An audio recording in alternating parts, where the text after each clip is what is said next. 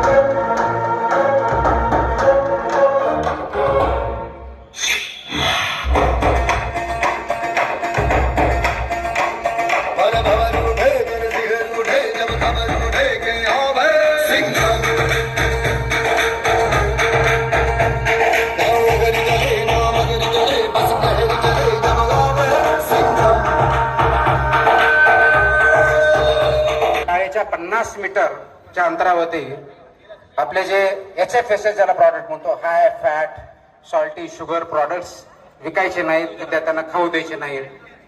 त्याच्यावरती चर्चा बऱ्यापैकी सुरू झाली. त्याच्यामधला असा एक प्रश्न आला, शाळेतला कॅन्टीन पुरतं ठीक आहे हो, पण 50 मीटरची काय गरज होती? मग आता जो प्रश्न होता शिक्षकांचा, त्याची जबाबदारी शाळेवरची आहे, मुख्याध्यापकांची, शाळेची. त्याचं इम्प्लिमेंटेशन होत नाही. मग मला वेगळ्या पद्धतीने ते आदेश काढून ते इम्प्लिमेंट करण्यासाठी आपण प्रयत्न करतोय, कारण पुढची पिढी ह्या NCD ला बळी पडू नये हा त्याच्या पाठीमागचा उद्देश आहे. आणि ते जर व्हायचं असेल तर फक्त माझ्या आदेशाने होणार नाही. त्याच्यामध्ये शाळा लागतील, पालक लागतील, आमचं डिपार्टमेंट लागेल, एज्युकेशन डिपार्टमेंट लागेल, सगळ्यांनी मिळून करायचं. म्हणून आता म्हणजे माझा सांगण्याचा मुद्दा एवढाच आहे की मला जर तो अधिकार नाहीये तर मी दुसऱ्याला सांगू शकत नाही. म्हणून तुम्हाला ते अधिकार अंगीकार करावं लागेल, ते जगावं लागेल, तर आणि तर दुसरा उद्देश करू शकता. समाजाला पुढे न्यायची ही तुमची भावना असेल, पण जोपर्यंत तुम्ही तिचे विचार आणि स्वतःच्या आचरणात आणणार नाही तोपर्यंत समाजाला पुढे जाण्याचं स्वप्न तुम्ही किंवा मी बघू शकत नाही. थँक्यू.